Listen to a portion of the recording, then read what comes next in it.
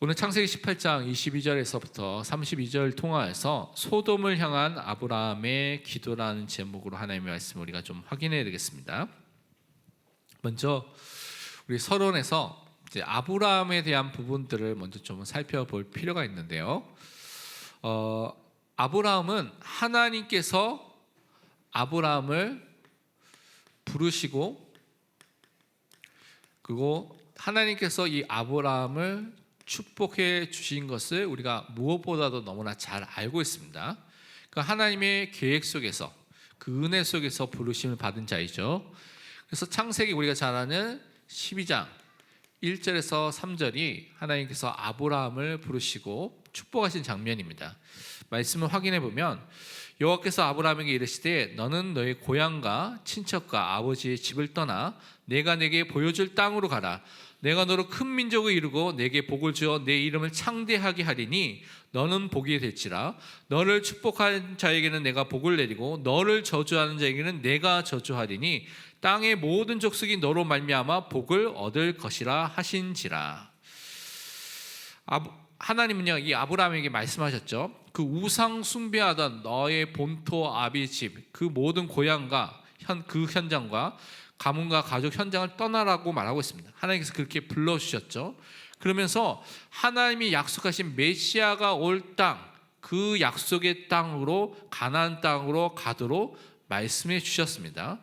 다른 말로 하나님께서는 분명히 불러주시고 여러분을 또한 중요한 소명으로서 또한 하나님께서 인도해 주신다는 것이죠.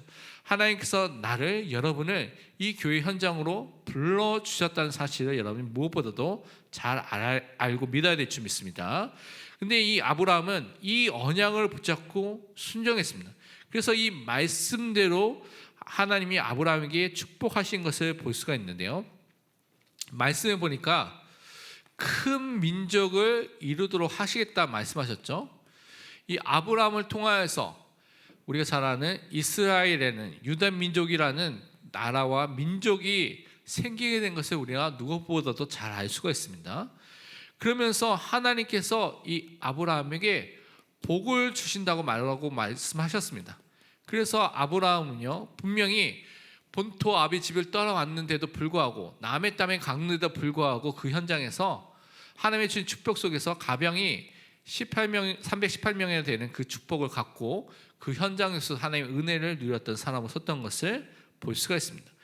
그리고 하나님은 아브라함의 이름을 창대케 하는, 그래서 이름이 다 드러나도록 하셨다고 말하고 있죠. 그래서 지금도 우리는요, 아브라함을 생각할 때 성경에서 믿는 모든 사람은 이 아브라함을 믿음의 조상으로 인정하고 고백하고, 지금도 우리는 그렇게 믿고 있습니다. 인정하고 있습니다. 그러면서 이 아브라함에게 복이 될지라, 복의 근원, 옛날 성경 복의 근원이 될지라고 말씀하고 있죠. 아브라함이 가는 곳마다 진짜 하나님께서 함께 하시는 증거를 통해서 하나님이 주신 축복이 넘쳤다는 사실을 우리는 확인해 볼 수가 있습니다. 그러면서 하나님께서는 아브라함을 저주하는 자에게는 하나님께서 저주하고, 또 이 아브라함을 축복하는 자에게는 하나님께서 그 사람에게 축복을 주시겠다고 분명히 말씀해 주셨습니다. 그래서 여러분이 성경을 찾아보면 이 아브라함이요, 애굽으로 내려갔을 때, 그랄 땅에 거하게 했을 때 애굽의 바로 왕과 그랄 왕 아비멜렉을 그 속에서 하나님께서 그를 지켜주신 것을 창세기 12장과 20장에서 살펴볼 수가 있습니다. 그러면서 또 뭐라고 했냐, 땅의 모든 족속이 너로 말미암아 복을 받게 될 것이다 라고 말하고 있고요. 그것이 아브라함뿐만 아니라 아브라함의 후손으로 오게 될 메시아 그리스도를 통하여서 모든 민족의 구원을 받게 되는 그 축복이 이루어지게 된 것을 우리는 확인해 볼 수가 있습니다. 그래서 아브라함은요, 이 복음과 그 은혜 속에서 어떻게 했느냐 보니까, 여러분이 성경을 보니까 하나님의 말씀이 어떻게 해요? 그가 순종했다고 말하고 있습니다. 믿음을 가지고 순종해서 그것을 따라갔다고 성경은 말하고 있습니다. 그래서 창세기 12장 4절 전반부에 보면 그 부분을 먼저 설명하고 있습니다. 뭐라고 말하고 있냐면, 이에 아브라함이 여호와의 말씀을 따라갔고 그 말씀대로 요시가 하나님을 바라보고 그 말씀을 따라서 실제로 가나안 땅으로 가게 된 것이죠. 여기에 대해서 히브리서 11장 8절은 이렇게 설명하고 있습니다. 믿음으로 아브라함은 부르심을 받았을 때에 순종하여 장래의 유업으로 받을 땅에 나아갈새 갈 바를 알지 못하고 나아갔으며 믿음으로 순종하여서 그가 그 길을 갔다고 성경은 말하고 있습니다. 아브라함은 하나님의 부르심에 순종하여서 말씀대로 따라갔던 그 삶이 그의 삶의 시작이었습니다. 그래서 우리도 이 아브라함 같이 주신 말씀을 붙잡고 그 말씀대로 순종하는 믿음의 사람은 오늘 서야 될 줄 믿습니다.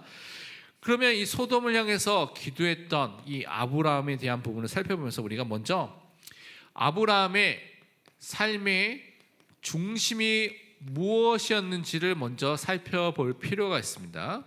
그가 어떻게 살았는지, 무엇을 따라서 살았는지를 확인하면서 나의 중심이 지금 어떤지 확인하고 점검하는 그 축복을 우리가 확인해야 될 줄 믿습니다. 아브라함을 보면요, 아브라함은 항상 언약의 피를 믿었던, 제단을 쌓으면서 결국 그것을 통하여서 언약의 피를 붙잡고 누리는 예배의 중심의 삶을 살았다는 사실을 여러분 꼭 기억해야 됩니다. 그래서 아브라함이 많은 일을 많이 해가지고 하나님의 복을 받은 것이 아니라 그의 삶이 예배 중심으로 피언약, 그리스도의 오실 그 십자가를 바라보면서 피언약 중심으로 그가 살았던 사실을 여러분 꼭 기억해야 됩니다. 그래서 우리의 삶이 내가 어떤 중심으로 어떻게 예배를 드리고 있는가라는 부분을 여러분 꼭 점검해야 되겠습니다. 정말 내가 그리스도의 그 언약의 피를 붙잡고 예배를 드리고 있는가, 정말 내가 어느 현장이나 예배 중심으로 나의 삶을 향하고 있는가라는 부분을 점검해야 되는 것입니다. 창세기 12장 7절 8절에 보면 이렇게 말씀하고 있습니다. 여호와께서 아브라함에게 나타나 이르시되 내가 이 땅을 네 자손에게 주리라 하신지라. 자기에게 나타난 여호와께 그가 그곳이 어디냐면 세겜 땅 상수리 나무입니다. 거기에서 제단을 쌓았다고 말하고 있죠. 8절에는 거기서 베델 동쪽 산으로 옮겨 장막을 치니 서쪽은 베델이요 동쪽은 아이라. 그가 그곳에서 여호와께 제단을 쌓고 여호와의 이름을 부르더니, 말씀을 따라서 하나님을 따라서 가나안 땅에 세겜 땅에 왔을 때 그가 그 현장에서 제단을 쌓고 하나님께 예배를 드리고요, 거기서 또 다른 곳으로 옮겨갔을 때 베델과 아이 사이에 옮겨가게 됐을 때 거기서도 제단을 쌓고 피제단을 드리면서 여호와의 이름, 그 언약에 주신 하나님의 언약의 이름을 붙잡고 기도했던 것을 볼 수가 있습니다. 기근 때문에 애굽을 갔다가 애굽에서 다시 돌아오게 됐을 때요, 창세기 13장 4절에 또 이렇게 말씀하고 있습니다. 그가 처음으로 제단을 쌓은 곳이라 그가 거기서 여호와의 이름을 불렀더라. 제단을 쌓은 곳에서 다시 하나님께 예배하고 이름을 부르서 하나님께 그 예배드렸던 그 삶을 다시 회복했던 것을 볼 수가 있습니다. 그리고 창세기 13장 18절에는 또 이렇게 설명하고 있죠. 이에 아브라함이 장막을 옮겨 헤브론에 있는 마므레 상수리 숲으로 이르러 거주하며 거기서 여호와를 위하여 제단을 쌓았더라. 헤브론이라는 곳에, 새로운 곳에 또 가게 되는데 거기서도 또 여호와를 위해서 제단을 쌓고요, 또한 기도하면서 예배했던 것입니다. 옮기는 곳마다 먼저 제단을 쌓고 피제사를 드리면서 피의 언약을 붙잡고요, 하나님의 언약을, 하나님의 이름 부르고 언약을 붙잡는 그 예배 중심의 삶을 누가 살았냐? 이 아브라함이 살았다는 것입니다. 그래서 우리 항상 점검해야 되겠어요. 내가 정말 예배 중심으로 지금 살고 있느냐? 예배를 드릴 때 정말 그리스도의 피 언약을 붙잡고 내가 하나님께 예배를 드리고 있냐?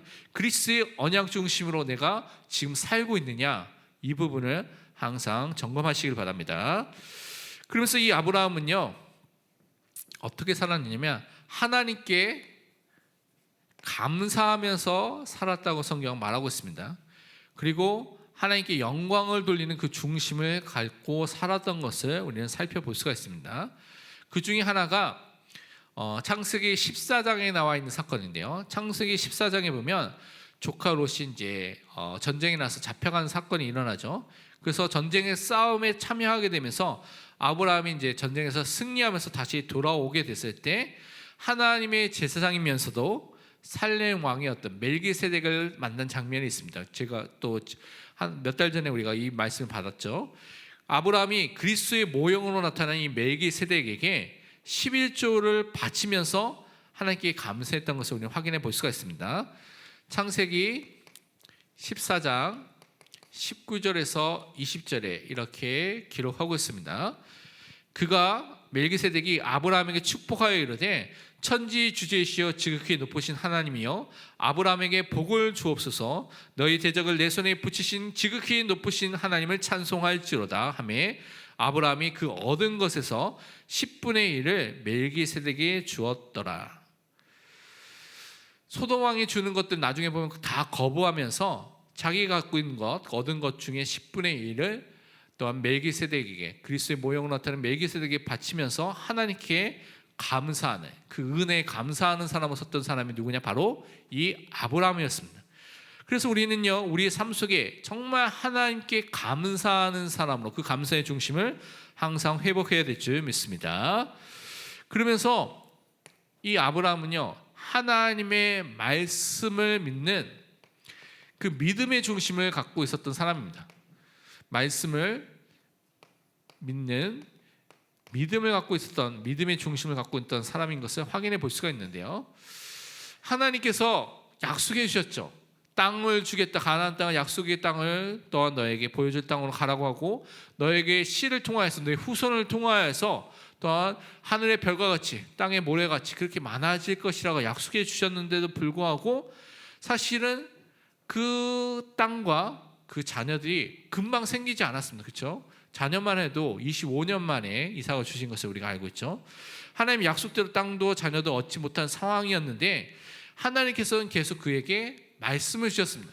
그러면 여러분, 이 말씀만 주시고 아무런 역사가 일어나지 않으면, 아무런 역사가 일어나지 않았기 때문에 사람들이 불신하기 쉬운데, 이 아브라함은 자신의 상황과 현장의 모습을 바라본 것이 아니라 하나님의 말씀을 붙잡고 그 말씀대로 믿고 승리하였다고 성경은 말하고 있습니다. 그래서 여러분이 정말 하나님의 말씀을 그 말씀대로 믿는 믿음의 사람으로 서시길 바랍니다. 창세기 15장에 보면 그것을 설명하고 있습니다. 15장 4절에서 6절 보면 이렇게 말씀하고 있습니다. 여호와의 말씀이 그에게 임하여 이르시되 그 사람은 다메섹 사람 엘리에셀입니다. 자기 아들이 없으니까 이 종을 자기 상속자로 삼아야 되겠다고 하는데 하나님께서 그것을 말해서 그 사람이 내 상속자가 아니라 내 몸, 아브라함 몸에서 날 자가 내 상속자가 되리라 하시고, 그를 이끌고 밖으로 나가 이르시되 하늘을 우러러 무뼈를 셀 수 있나 보라. 또 그에게 이르시되 네 자손이 이와 같으리라. 그러면서 6절에 뭐라고 말하고 있습니까? 6절을 같이 읽어보도록 하겠습니다. 아브라함이 여호와를 믿으니 여호와께서 이를 그의 의로 여기시고. 아멘. 아브라함은요, 말씀대로 하나님을 믿고 하나님의 말씀을 붙잡고요, 그 응답을 실제로 누렸던 그 전도자로 섰던 것을 꼭 기억해야 됩니다. 그래서 우리의 삶 속에 정말 하나님이 주신 말씀을 믿는 믿음의 사람으로 서시길 바랍니다. 그리고 그 말씀이 성취된 그 응답의 사람으로 분명히 세워질 줄 믿습니다. 이 아브라함이 이 삶의 중심을 계속 갖고 있었습니다. 이 가정 속에서 이 소돔 땅을 위해서 오늘 기도했던 것을 우리는 확인해 볼 수가 있습니다.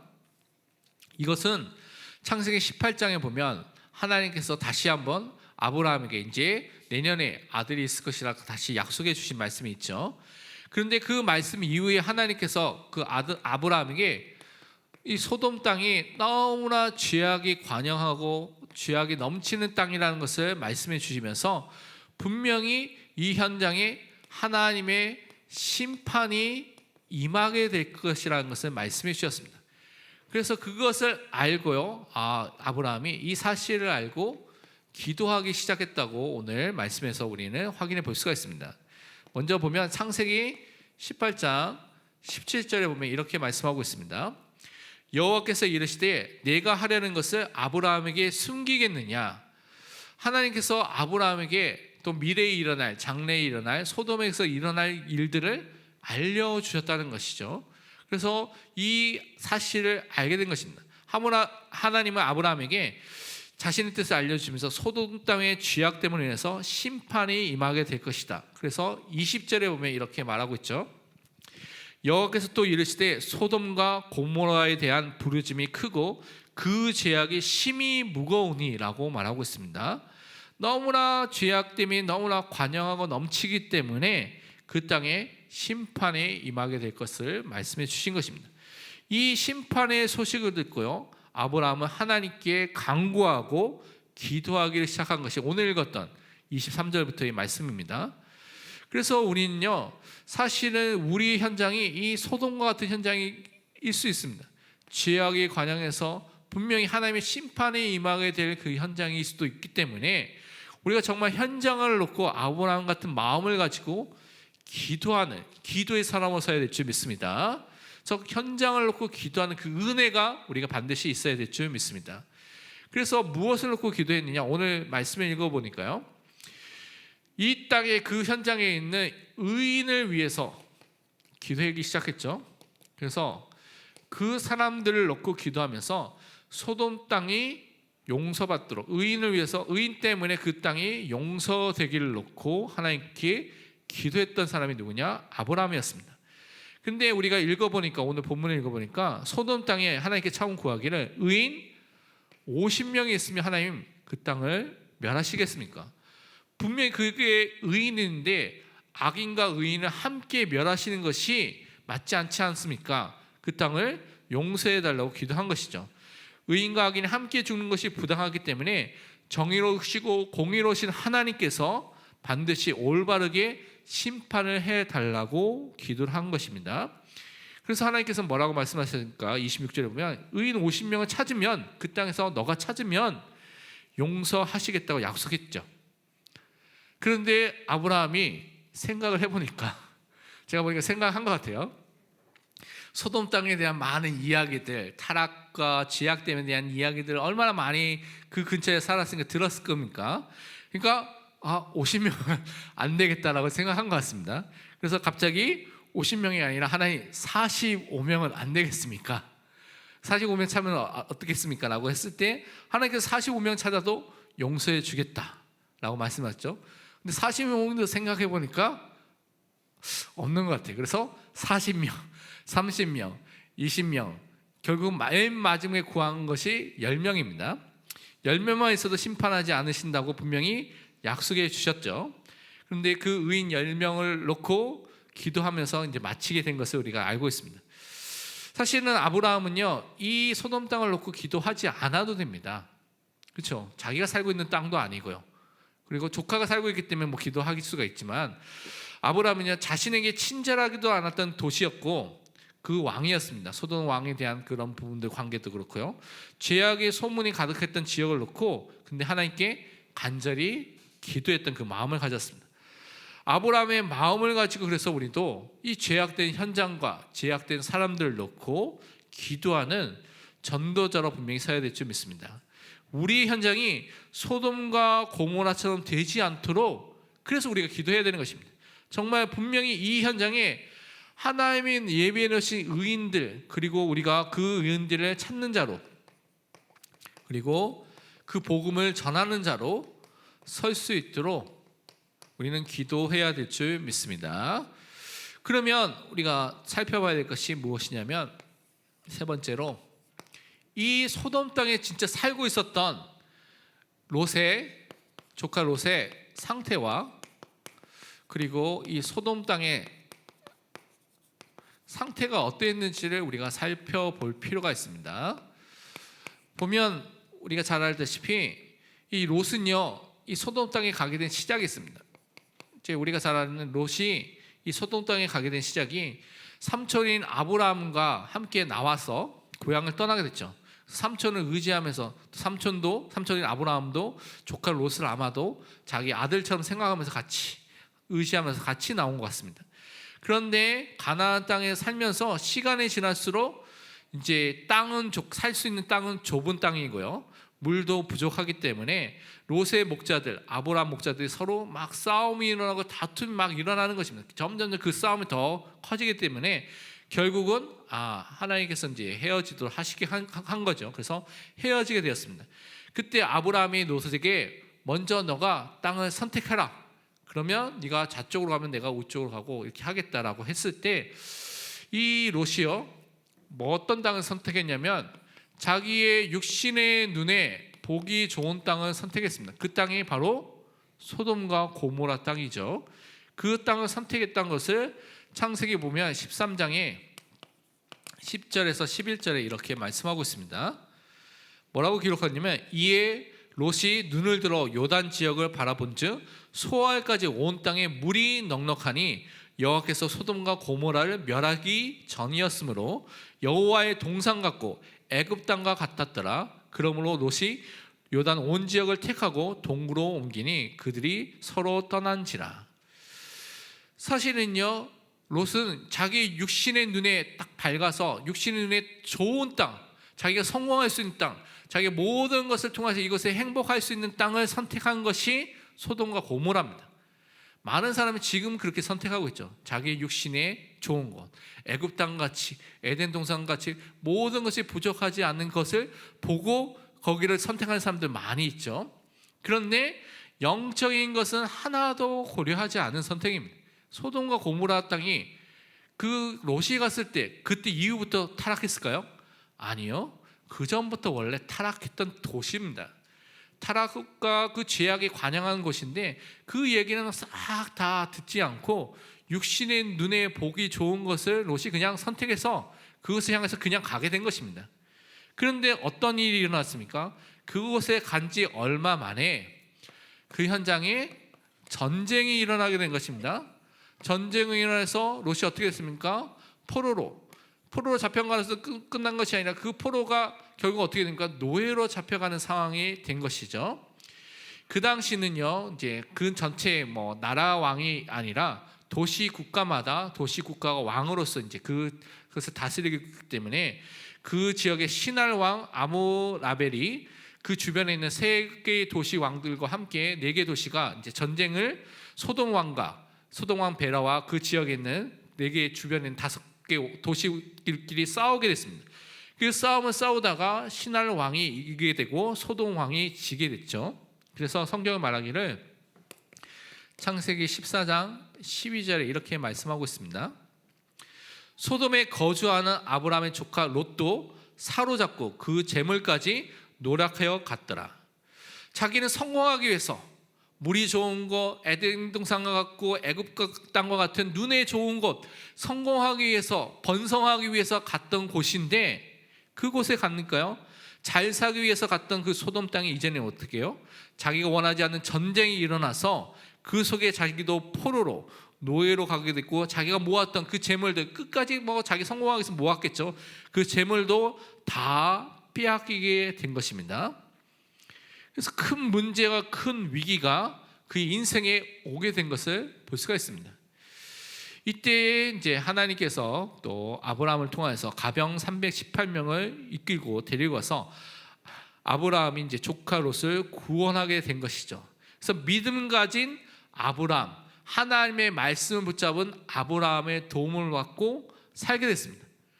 그러면 그 살게 됐으면 이제 하나님의 뜻이 무엇인지를 생각하고 하나님이 원하시는 현장과 그것을 바라보면서 소돔 땅이 아니라 다른 땅으로 이사를 갔으면 좋겠는데 계속 그 땅에 거하는 것입니다. 왜냐하면 아직 물도 많고 또 이제는 전쟁도 이제 다 해결됐으니까 이제 더 살기 좋겠다고 생각해서 그 땅에 계속 거하는 것입니다. 근데 그 땅은요 계속 하나님을 거역하고 반역하는 죄악이 관영한 땅인데도 불구하고 거기에 대한 감각이 없기 때문에 그곳에 계속 살고 있는 것입니다. 그래서 하나님은 이 소돔 땅을 죄악으로 인하여서 심판을 받게 되는 그 소돔 땅이 됐던 것을 말씀하고 있는 것이죠.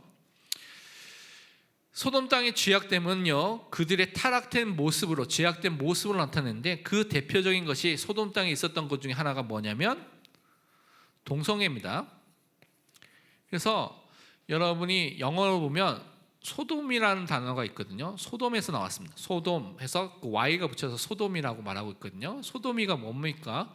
여러분이 영어 사전을 찾아보면 남색, 동성애를 말할 때 소돔이라고 말합니다. 그 도시의 대표적인 것들을 말하는 것이죠. 그러니까 그 죄악 때문에 이렇게 타락으로 나타나게 된 것이죠. 그래서 여러분 잘 알다시피 창세기 19장에 보면 두 명의 천사가 소돔 땅에 가게 되고 롯이 그들을 만나면서 그들을 영접하면서 그래서 소돔 땅에 대한 멸망의 소식을 듣게 된 사실을 우리가 잘 알고 있죠.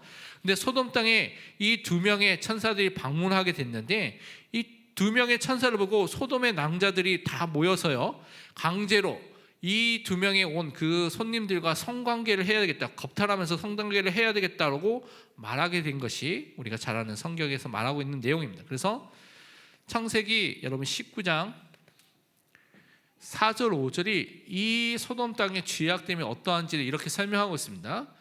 그들이 두 명의 천사들이 눕기 전에 또 롯이 눕기 전에 자기 전에 그 성 사람 곧 소돔 백성들이 노소를 막론하고 젊은 사람이든 어린 사람이든 늙은 사람이든 상관없이 다 모였다는 것입니다.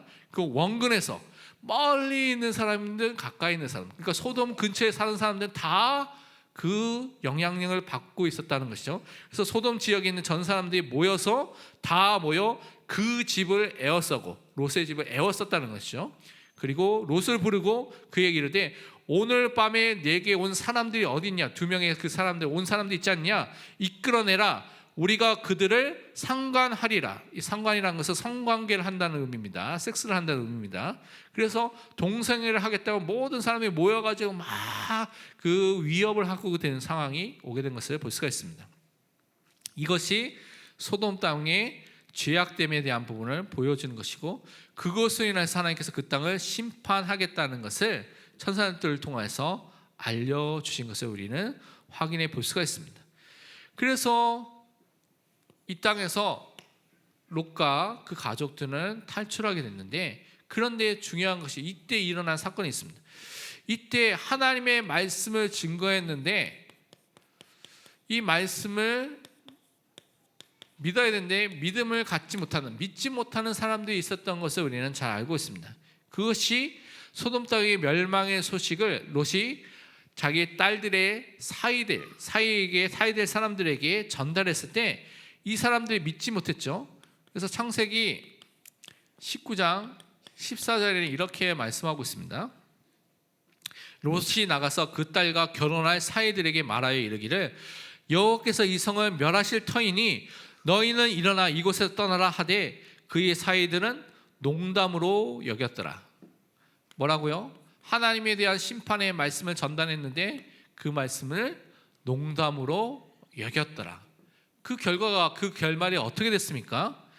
이 소돔 땅이 멸망할 때 그 말씀을 농담으로 여겼던 그 사이들은 죽음으로써 같이 그 생을 마감하게 된 것을 우리는 볼 수가 있습니다. 그리고 이런 심판이 일어났을 때 소돔과 고모라가 또 막 이제 심판을 통해서 멸망하게 됐을 때 뒤를 돌아보지 말고 앞을 보면서 그냥 도망치라고 말했는데요. 그 롯의 아내가 어떻게 해요? 그 땅에 자기들이 그 뼈 빠지게 모아놨던 아마 금가락지 뭐 많이 있겠죠. 그것들이 생각나는지 그것을 돌아보다가 창세기 19장 26절에 보면 소금 기둥이 됐다고 말하고 있습니다. 결국은 롯과 두 명의 딸 3명만 이 소돔 땅에서 벗어나서 살아남게 된 것이죠. 그 땅에 10명의 의인이 없고요. 단지 3명만이 살아나게 됐다는 것을 우리는 살펴볼 수가 있습니다. 그래서 우리는요, 우리 현장이 이렇게 심판받지 않도록 기도해야 될 줄 믿습니다. 그러면 어떤 기도를 해야 될까요? 우리 결론으로서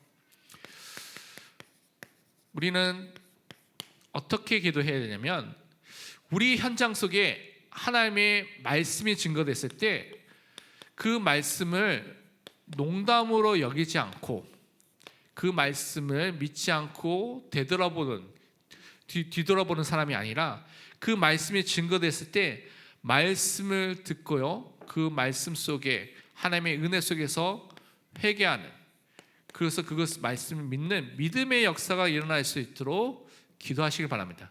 그러니까 여러분이 현장 속에 어떤 것이 있어야 되냐? 하나님의 은혜가 임하도록, 그 주일에 또 예배 캠프 때 말씀드리겠지만 성령의 역사가 일어나도록 기도해야 되는 것입니다. 그것을 통하여서 정말 성령의 역사와 하나님의 은혜가 임하여서 그 현장 속에 하나님의 말씀의 능력이 나타날 수 있도록 기도하시기 바랍니다. 사도행전 2장에 보면 37절과 38절에 이렇게 말씀하고 있습니다.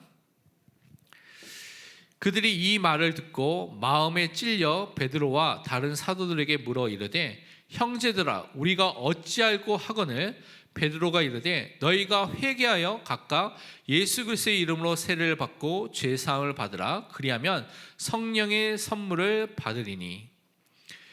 진짜 우리 현장에 복음이 증거됐을 때 정말 하나님의 역사가 일어나면서 회개하는, 마음이 찔리고요, 회개하고요, 그것을 통하여서 하나님의 은혜 속에서, 성령의 역사 속에서 또한 예수를 그리스도 믿는 역사가 일어나서 모든 현장에 변화의 은혜가 임할 수 있도록 기도하시길 바랍니다.